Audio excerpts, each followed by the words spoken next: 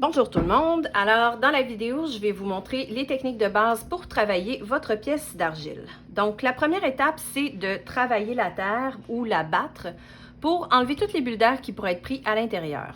Donc, quand vous allez recevoir votre pièce d'argile, ça va ressembler un petit peu à ce que j'ai dans mes mains présentement. Puis, le but de la première étape, c'est tout simplement d'aller enlever toutes les bulles d'air qui pourraient être prises à l'intérieur de la pièce. Donc, pourquoi on fait ça? C'est pas très compliqué, puisque vous allez faire cuire votre pièce au four à poterie. C'est une cuisson qui est à très haute température, puis c'est une cuisson qui dure là, entre 4 et 8 heures. Puisque c'est une cuisson qui est longue et à haute température, c'est important qu'il n'y ait pas de bulles d'air de pris dans votre pièce d'argile. Donc, si jamais il y avait des bulles d'air pris à l'intérieur de la pièce, ce qui va se passer, c'est que lors de la cuisson, il va se créer de la condensation à l'intérieur de ces petites bulles d'air-là. Puis la condensation va faire en sorte, dans le fond, que l'air va chercher à s'échapper de la pièce et dans ce temps-là, ce qui arrive, c'est que la pièce va casser.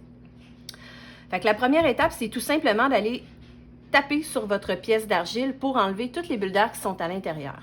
Fait que ce que je peux faire, c'est tout simplement là, de taper ma pièce d'argile comme ça sur la table en la tournant à chaque fois pour m'assurer que je travaille tous les côtés également.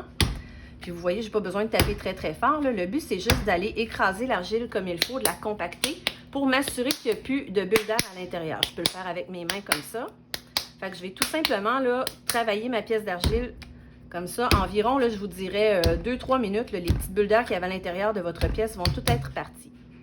Une fois que ma pièce est prête à être travaillée, donc je l'ai travaillée 2-3 minutes pour être sûr qu'il n'y avait plus de bulles d'air à l'intérieur, je vais commencer la première étape. Dans votre cas, vous allez faire un bas-relief. Donc, vous avez déjà fait là, votre croquis. Ça, c'est mon petit croquis rapide à moi. La première étape, ça va être bien entendu d'aller travailler la forme de base de votre visage. Donc, la plaque qui va se retrouver dans le fond en dessous de tout le reste des éléments du modelage qui va être en fait la forme de votre visage. Dans votre croquis, je vous ai demandé de faire le croquis détaillé et à l'échelle. Il y a une raison pour ça, OK? C'est que vous allez vous servir de votre croquis pour créer votre pièce en argile. Donc, j'ai mon croquis de base ici. Vous voyez que j'ai déjà marqué les niveaux aussi là, pour savoir comment je vais faire la fabrication des différentes hauteurs de relief. Fait qu'une fois que j'ai mon croquis comme ça, ce que je vais faire, c'est que je vais tout simplement aller calquer la forme de base de mon visage. Puis, je vais aller me faire un pochoir. Donc là, j'ai retracé la forme contour de mon visage et je l'ai découpé dans une feuille.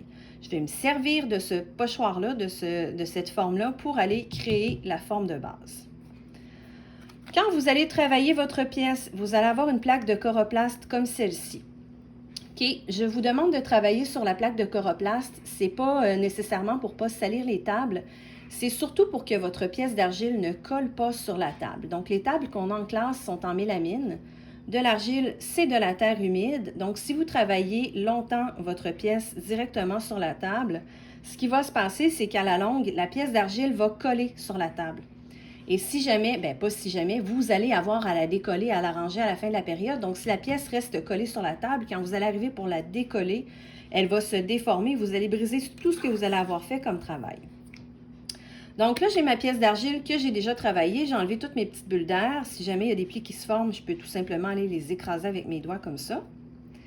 Et là, la première étape, ça va être de faire la plaque sur laquelle je vais aller découper la forme du visage. Pour faire ça, je vais utiliser un rouleau comme celui que j'ai dans les mains. C'est le même principe que de rouler une pâte à tarte. Je vais tout simplement aller là, exercer une pression pour aller écraser mon argile pour aller faire une plaque. Quand vous allez faire la plaque de base, c'est important que la plaque ne soit pas trop épaisse, mais pas trop mince non plus. Donc, si la plaque est trop épaisse, ce qui va arriver, c'est que ça va être plus long à sécher. Puis, si la plaque est trop mince, ça va tout simplement casser quand je vais la manipuler. Fait que je vais vraiment là, écraser ma plaque et vous voyez que je tourne ma plaque de temps en temps.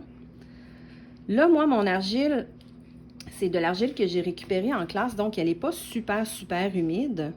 C'est de l'argile que j'ai retravaillée. Fait que vous voyez que je suis capable de la décoller facilement de la table. Par contre, votre argile à vous va peut-être être plus fraîche, ce qui va faire qu'elle va coller beaucoup plus facilement sur la table, d'où l'importance de travailler avec la petite plaque de coroplaste. OK? Donc là, j'ai roulé ma plaque d'argile. Si jamais, je ne pense pas que vous le voyez bien à la caméra, mais si jamais vous avez des petites bulles qui se forment dans votre plaque, là, venez juste les écraser avec vos doigts Si jamais il y a encore des petites bulles qui apparaissent, là, vous allez le voir en faisant le travail. Donc, là, j'ai ma plaque de base. Je vous montre l'épaisseur, là. C'est environ un demi-centimètre d'épaisseur. Il ne faut pas que ce soit plus mince que ça. Si c'est plus mince que ça va avoir tendance à casser. Je viens placer ma plaque d'argile sur mon coroplaste. Puis, ce que je vais faire, c'est que je vais tout simplement aller placer la forme que j'ai créée, donc la forme que j'ai découpée, par-dessus ma plaque d'argile. Puis, je vais aller suivre la forme avec mon couteau comme ça ici pour aller reproduire exactement la même forme que j'avais sur mon croquis. Donc, je vais tout simplement aller découper ma pièce. Donc, une fois que j'ai fait le contour de ma pièce au complet, j'ai simplement à retirer ma forme de base. Puis, vous voyez dans le fond la plaque de base de mon bas-relief sur laquelle je vais aller créer tous les autres éléments de mon visage. C'est pas plus compliqué que ça. Le processus que j'ai fait avec la plaque de base comme ça ici, je peux le refaire avec d'autres éléments aussi. Donc, dans mon cas, j'ai une deuxième partie de mon visage, donc la deuxième section ici, là, tout le devant du visage, qui est une hauteur de relief plus haute que l'autre section ici. Donc, je vais tout simplement aller faire la même chose. Je vais aller retracer cette partie-là sur une autre feuille, la redécouper et m'en servir pour faire ma deuxième hauteur de relief. Je vous montre comment faire.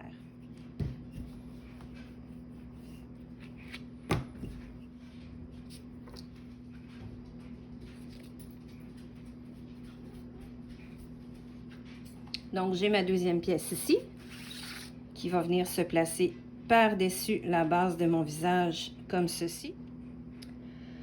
Donc, pour le collage des pièces, ce qui est vraiment super important de comprendre, c'est que peu importe les pièces que vous allez coller ensemble, que ce soit des plus grosses pièces là, comme la partie du visage que je viens de faire ici, ou que ce soit de tout petits éléments comme les yeux ou des mini-détails, il faut respecter les 3 étapes que je vous montre à l'instant. Ça va être super important de toujours utiliser ces 3 étapes-là pour coller toutes les pièces de votre modelage. Donc là, ce que je vais faire, c'est que je vais juste aller vérifier en plaçant mes pièces une par-dessus l'autre comment mes pièces arrivent sur la base de mon bas-relief. Fait que je me suis juste tracé une petite ligne ici là, pour savoir quelle section occupe le bas-relief dans mon visage. Fait que la première étape, c'est que je vais aller texturer mes 2 pièces à l'endroit où je vais aller les coller. Donc, sur cette partie-ci de mon visage, je vais venir coller celle-là. Donc, je vais devoir texturer le bas-relief ici, mais aussi l'endos de la pièce qui va aller par-dessus. Pour texturer l'argile, je peux utiliser des outils comme celui que j'ai dans mes mains présentement. Donc, il y a vraiment comme des petites dents là, sur le bout de cet ébauchoir-là. Donc, les outils avec lesquels vous allez travailler, il y en a 2 types.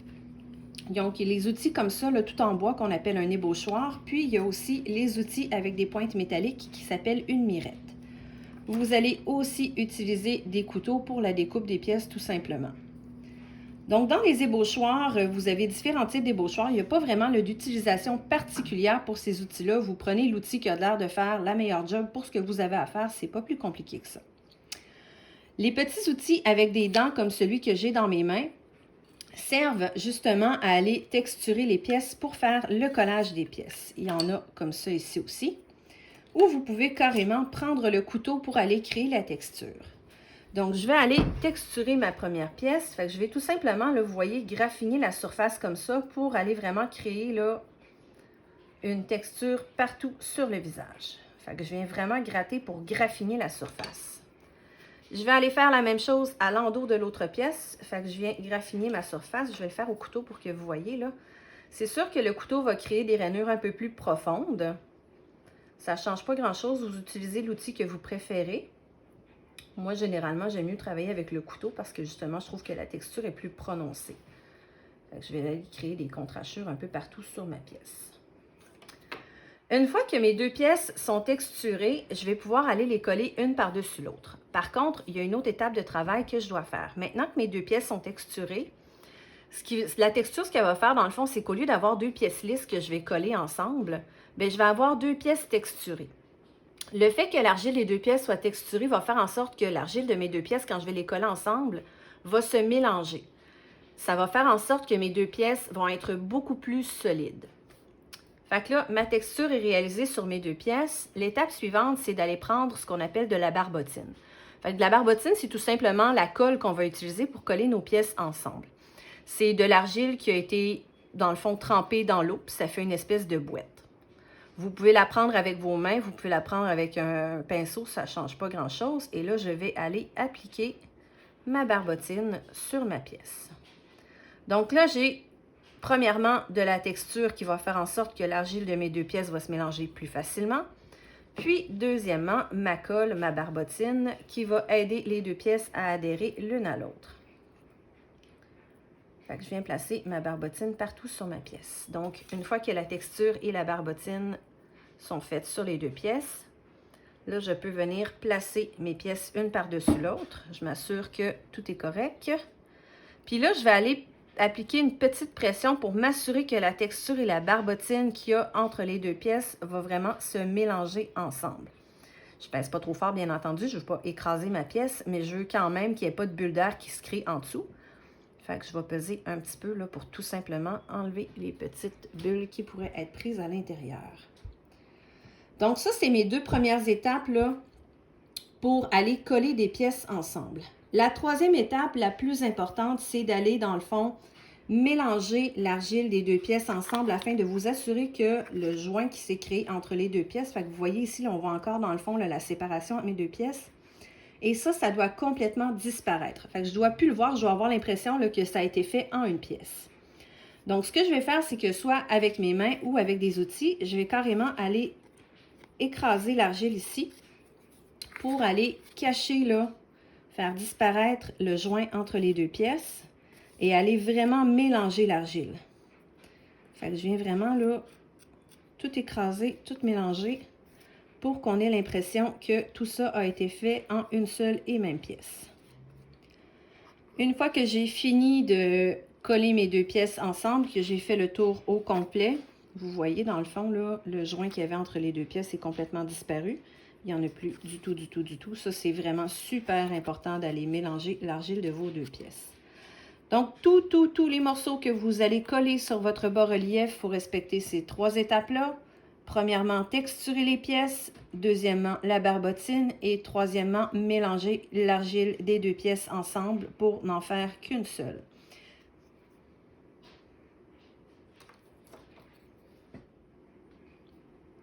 Alors, maintenant que j'ai collé mon élément, j'ai collé mon œil à ma surface, j'ai fait exprès de laisser les bords là, un petit peu rough, un peu moins bien fait. La finition n'est pas parfaite pour vous montrer justement comment faire la finition des pièces.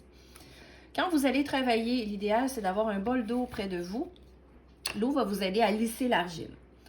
OK, donc là, j'ai écrasé ce qui va être éventuellement mon œil sur le dessus de ma tête. J'ai retravaillé les contours. Fait que j'ai fait mes trois étapes pour coller mes pièces. J'ai texturé, j'ai mis de la barbotine, puis j'ai écrasé, là, comme je suis en train de le faire à l'instant, les contours de l'œil sur ma surface afin de m'assurer que ça colle bien comme il faut, puis que le joint entre les deux pièces ne soit plus visible.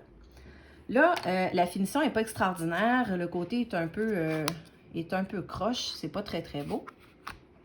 Donc, je vous montre comment faire la finition.